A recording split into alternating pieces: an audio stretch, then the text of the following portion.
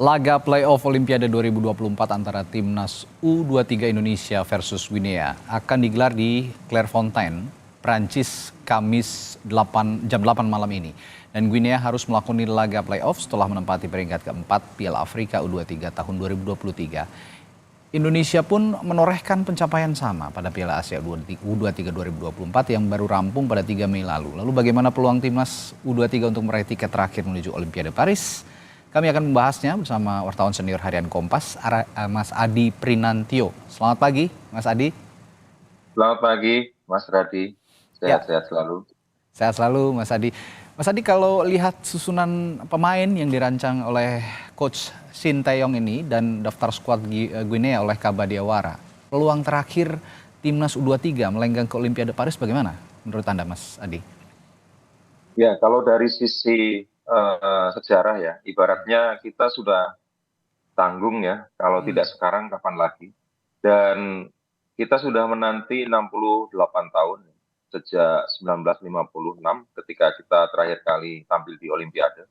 Sehingga penantian panjang yang hampir 70 tahun itu membuat motivasi timnas U23 sangat berlipat. Dan di luar faktor squad, rasanya motivasi, semangat, spirit untuk sangat ingin menang, ini akan sangat menjadi penentu dari hasil laga nanti ya, Indonesia melawan Guinea, Mas Radi. Ya. Sehingga faktor ini yang saya pikir akan digandakan berkali-kali lipat oleh Sintayong. Dan kita melihat bahwa Sintayong ini juga pelatih yang juga bukan hanya juru taktik tapi motivator. Ya. Sehingga dari tangan Sintayong pula Korea mengalahkan Jerman di grup Piala Dunia 2018. Ya. Jadi saya pikir meski squad kita mungkin jumlah pemain yang tampil di klub Eropa kalah jauh dibanding Guinea, tapi berlipat gandanya motivasi itu semoga akan membuat pembeda ya dari laga kali ini.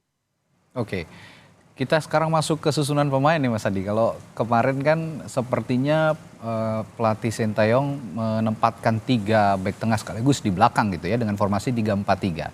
Kalau sekarang kira-kira akan menerapkan formasi yang sama dengan komposisi pemain Guinea yang punya kecepatan tinggi dan juga postur yang lebih bagus sepertinya.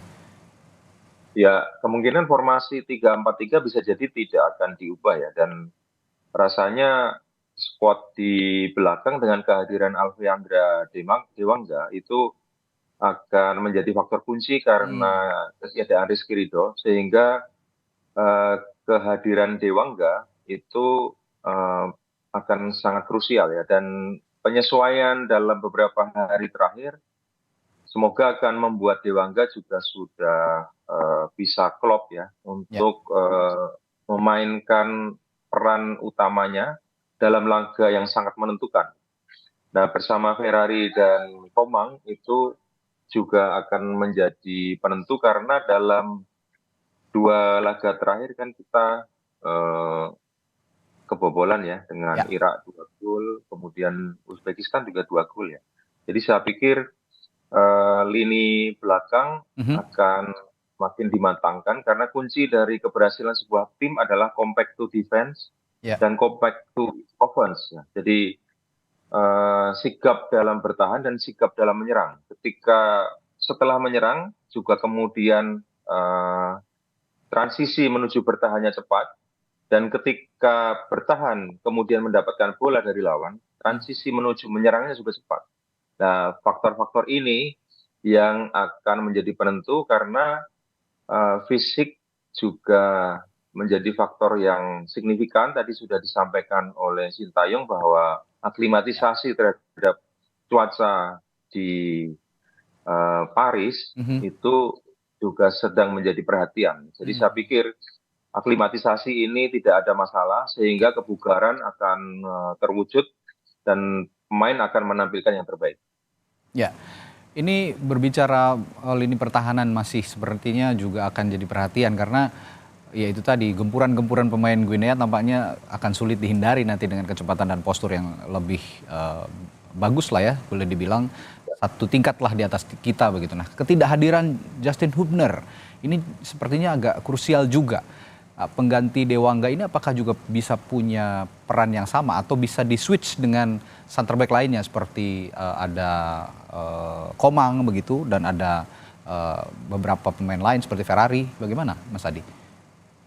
Ya memang salah satu upaya yang disiapkan oleh Sintayong sebagai pelatih itu adalah menyiapkan kemampuan para pemain untuk bermain tidak hanya di posisi aslinya ya. Ya, versatile Sehingga begitu. memang betul. Ya. Sehingga memang back sayap seperti Komang itu memang juga harus siap untuk menjadi back tengah. Hmm. Nah, bahkan eh, seorang gelandang serang juga siap untuk menjadi pemain bertahan. Jadi Hmm. kalau dalam posisi total football itu memang semua pemain bisa menjadi untuk bermain di posisi manapun gitu. Hmm.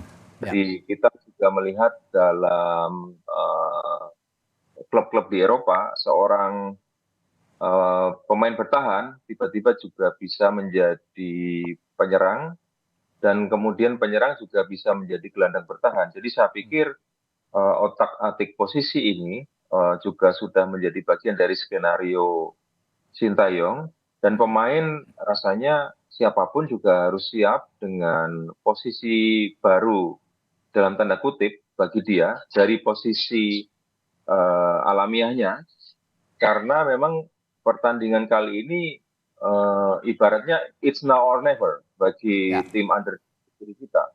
Kalau tidak mencetak sejarah sekarang, maka kita akan menanti sekian tahun lagi. Jadi saya pikir karena ini kesempatan langka Mhm. dan ini kesempatan bagi para pemain dan pelatih untuk mengukir sejarah baru bagi Garuda Muda, Ya.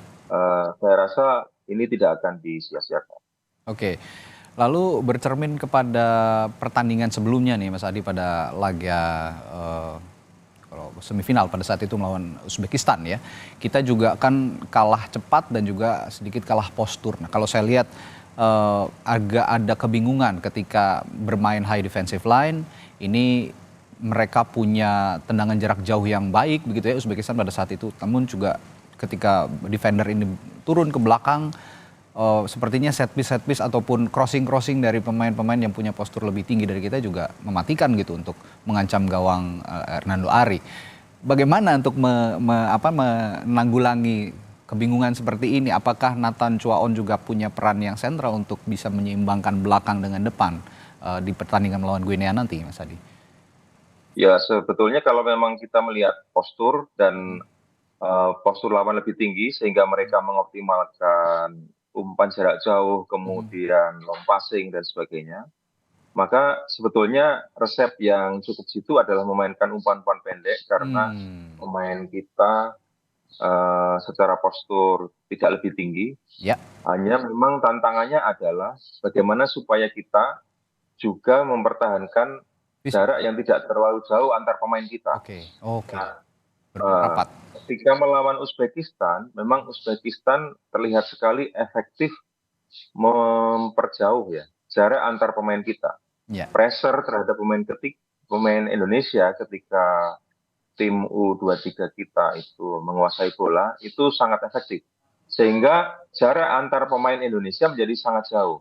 Dari situ itu memang ada masalah karena umpan-umpan pendek dari kaki ke kaki yang sangat efektif ketika kita melawan Yordania Hmm. itu tidak muncul ya, tidak muncul.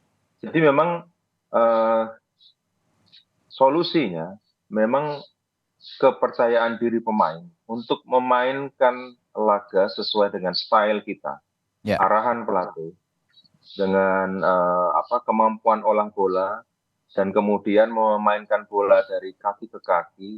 Teori sepak bola mengumpankan bola kepada pemain terdekat itu seharusnya bisa berjalan efektif. Jadi kita tidak peduli dengan bagaimana lawan memainkan bola, tapi kita konsisten dan yakin dengan bagaimana tim kita memainkan strategi. Itu lebih penting. Jadi lebih baik kita konsentrasi pada bagaimana kita bermain daripada memikirkan bagaimana lawan akan menyerang dan kita mengantisipasinya seperti apa. Jadi saya Oke. pikir bagaimana kita tidak bisa memainkan style kita ketika melawan Uzbekistan harus menjadi pelajaran penting Ya. bahwa kita harus yakin dengan passing style kita. Berarti Nathan Chuaon masih punya peran sentral ya, Mas Adi sejauh ini? Sangat, kalau menurut saya, Mas Radhi, karena dia bisa menjadi penyapu bola ketika lawan belum mendekati kotak penalti. Ya. Dan kemudian ketika bola sudah dalam penguasaan, dalam tempo yang cepat, itu bisa mengumpankan bola kepada pemain menyerang kita dari lini serang ya. Dan memang seharusnya demikian ya. Ketika sebelum menguasai bola, seorang pemain pesepak bola harus tahu kemana bola akan diumpankan. Itu sudah teori yang harus dipahami dan bisa diwujudkan. Dan saya pikir pemain-pemain tim under 23 kita sudah cukup paham dengan itu. Jadi jangan menunggu bola dan ketika bola sudah di kaki baru berpikir akan diarahkan kemana. Tapi sebelum menguasai bola sudah harus berpikir, sudah siap akan pasti diarahkan ke siapa. Ya, pergerakan tanpa bola juga ini juga bisa jadi catatan penting ya untuk mengecoh pergerakan lawan juga. Nah, kalau di lini depan, Rafael Strijk sejauh ini bisa ada kontribusi yang lebih baik dibandingkan pertandingan-pertandingan sebelumnya melawan Guinea nanti ini? Perannya sangat baik ya, dan bersama Witan dan Marcelino, saya pikir Trisula ini bisa dinilai sebagai salah satu Trisula penyerang kita yang bagus, cukup bagus di tim under 23, bahkan beberapa kali memperkuat tim nasional.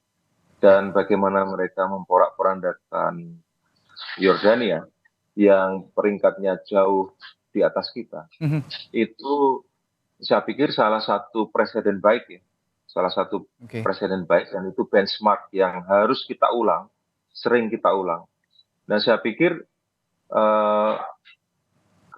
kepaduan kombinasi umpan di antara ketiga penyerang ini akan menjadi jawaban apakah kita bisa mengendalikan Guinea dan kemudian mengalahkan mereka.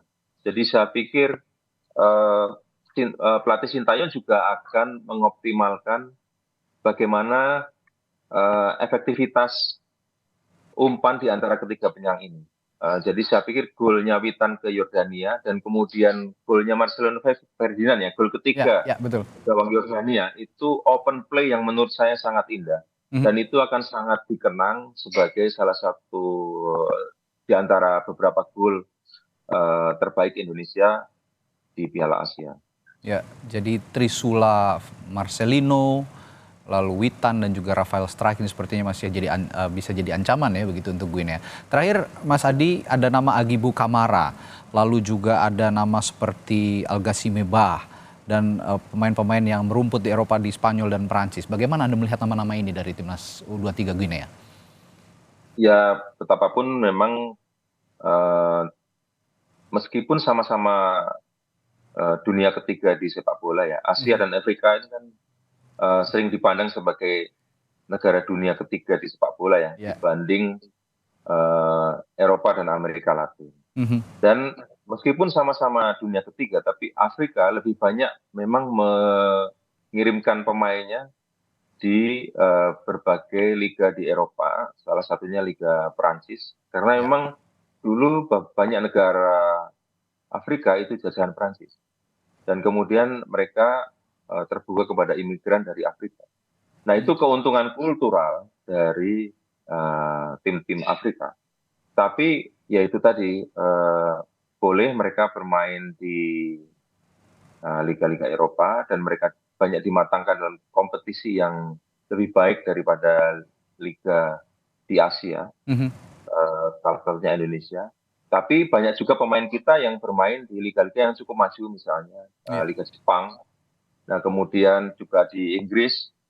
Nah, dan itu sudah cukup mematangkan pemain-pemain Indonesia yang tidak hanya bermain di Liga Indonesia.